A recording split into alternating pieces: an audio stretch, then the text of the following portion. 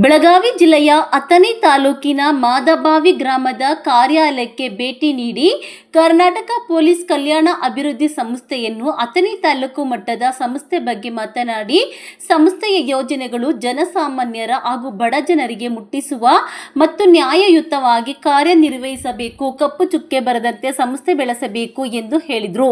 ಶ್ರೀ ಸ್ವಾಮಿ ವಿವೇಕಾನಂದ ಶಿಕ್ಷಣ ಜ್ಞಾನ ವಿಕಾಸ ಕ್ರೀಡಾ ಸಂಸ್ಥೆ ಅಧ್ಯಕ್ಷರು ಹಾಗೂ ಸಾಮಾಜಿಕ ಹೋರಾಟಗಾರರಾದ ಪ್ರವೀಣ್ ನಾಯಕ್ ಮಾತನಾಡಿ, ಕರ್ನಾಟಕ ಪೊಲೀಸ್ ಕಲ್ಯಾಣ ಅಭಿವೃದ್ಧಿ ಸಂಸ್ಥೆಯ ಯೋಜನೆಗಳನ್ನು ಬಡ ಜನರಿಗೆ ಕಲ್ಪಿಸುವ ಕಾರ್ಯ ನಡೆಯಬೇಕು.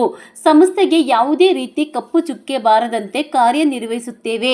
ರಾಜ್ಯಾಧ್ಯಕ್ಷರಾದ ಡಾಕ್ಟರ್ BH ಜಮದಾರರವರು ಮಾರ್ಗದರ್ಶಕರಾಗಿ ಮತ್ತು ನಮ್ಮ ಜೊತೆ ಇರುತ್ತಾರೆ. ತಾಲೂಕಿನ ಪ್ರತಿಯೊಂದು ಗ್ರಾಮಗಳಲ್ಲಿ ಸಂಸ್ಥೆಯನ್ನು ಸ್ಥಾಪಿಸಲಾಗುವುದು ಎಂದು ಹೇಳಿದರು.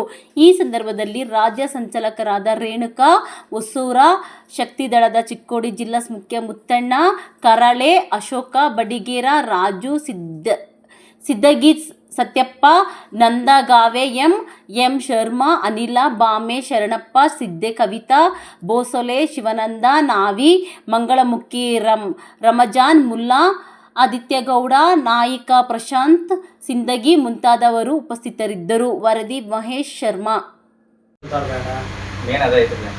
ಹೋಗಿ ಅಧಿಕಾರಿಗಳನ್ನ ಹೆದರ್ಸೋದು, ಪಂಚಾಯತಿ PDO ಹೆದರ್ಸೋದು, ಪಂಚಾಯತಿ ಮೆಂಬರ್ಗಳನ್ನ ಹೆದರ್ಸೋದು ಅಂತ ಯಾರನ್ನೂ ತೊಗೊಳಕ್ಕೆ ಅವ್ರ ಪಾಪ ಅವ್ರ ಕೆಲಸ ಅವ್ರು ಮಾಡ್ಕೊಂತ ಹೋಗ್ಬೇಕು. ನಮ್ಮ ಸಂಘಟನೆ ಒಳಗೆ ಯಾರು ಇದಾರಲ್ಲ, ಕಾನೂನುಬದ್ಧವಾಗಿ ಅವ್ರಿಗೆ ಯೋಜನೆಗಳು ಸಿಗಲಿ ಅಷ್ಟೇ. ಸಿಗಲಿಲ್ಲ ಅಂದ್ಬಳಕ್ಕೆ ಐತಿ, ಹೋರಾಟ ಐತಿ, ಕಾನೂನು ಐತಿ, ಎಲ್ಲ ಐತಿ. ನಮ್ಮಲ್ಲಿ 21 ಜನ ಲೀಗಲ್ ಅಡ್ವೈಸರ್ ಇಟ್ಕೊಂಡಿದ್ದಾರೆ. ಪ್ರತಿ ತಾಲೂಕಿಗೂ ಕೂಡ ಲೀಗಲ್ ಅಡ್ವೈಸರ್ಗಳನ್ನು ನಾವು ನೇಮಕ ಮಾಡಬೇಕು ಅಂತ ಹೇಳಿ ಆಲ್ರೆಡಿ ಈಗ ಇಲ್ಲಿ ನಿಮ್ಮ ಅಥಣಿ ಒಳಗೆ ಒಂದು ತಂಡನೂ ಮಾಡಿದ್ವಿ ನಾವು. ಸರಿಯಾಗಿ ಅವ್ರು ಯಾವುದೇ ಮಹಿಳಾ ಘಟಕನೂ ಮಾಡ್ಕೊಂಡಿದ್ವಿ. ನಮ್ಮ ಕರಾಳೆ ಅವರನ್ನ ಎಲ್ಲ ನಿಂತು ಮುಂದಾಳತ್ವದೊಳಗೆ ಮಾಡಿದ್ದಾರೆ. ಏನಾಯ್ತಪ್ಪ ಅಂತಂದ್ರೆ ಅದನ್ನು ದುರುಪಯೋಗ ಮಾಡ್ಕೊಳ್ಳುವಂಥ ಕೆಲಸ ಮಾಡ್ತಾರೆ. ಅದರದ್ದು ಈಗ ಅನುಭವಿಸ್ತಾ ಇದ್ದಾರೆ. ಮಾರ್ಗದರ್ಶಕರಾದ ಜಮಾಲ್ ಸರ್ ಅವರು ಆಗಮಿಸಿದ್ದಾರೆ. ತಮ್ಮೆಲ್ಲರ ವತಿಯಿಂದ ಈ ಅಥಣಿ ತಾಲೂಕಿಗೆ ಸ್ವಾಗತವನ್ನು ಕೋರುತ್ತೇನೆ. ಅದೇ ರೀತಿ ಮೇಡಮ್ ಅವರು ಕೂಡ ಬಂದಿದ್ದಾರೆ, ಅವರಿಗೂ ಕೂಡ ಸ್ವಾಗತವನ್ನು ಕೋರ್ತೇನೆ. ಅದೇ ರೀತಿ ಚಿಕ್ಕೋಡಿ ಜಿಲ್ಲಾ ಆಫೀಸರ್ ಆದ ಕರಾಳ ಸರ್ ಅವರು ಬಂದಿದ್ದಾರೆ, ಅವರಿಗೂ ಕೂಡ ಒಂದು ಸ್ವಾಗತವನ್ನು ಕೋರ್ತೇನೆ. ಅದೇ ರೀತಿ ನಮ್ಮ ಮೊರೆ ಗ್ರಾಮದ ಬಡಿಗೇರ್ ಸರ್ ಅವರು ಬಂದಿದ್ದಾರೆ, ಅವರನ್ನು ಕೂಡ ಸ್ವಾಗತವನ್ನು ಕೋರ್ತೇನೆ. ಇನ್ನರ್ವ ನಮ್ಮ ರಾಜು ಸಿಂದಗಿ ಸರ್ ಅವರು ಬಂದಿದ್ದಾರೆ, ಅವರನ್ನು ಕೂಡ ಸ್ವಾಗತವನ್ನು ಕೊಡ್ತೇನೆ. ಇನ್ನೋರ್ವ ಸತ್ಯಪ್ಪ ಸರ್ ಅವರು ಕೂಡ ಬಂದಿದ್ದಾರೆ, ಅವರನ್ನು ಕೂಡ ಸ್ವಾಗತವನ್ನು ಕೊಡ್ತೇನೆ.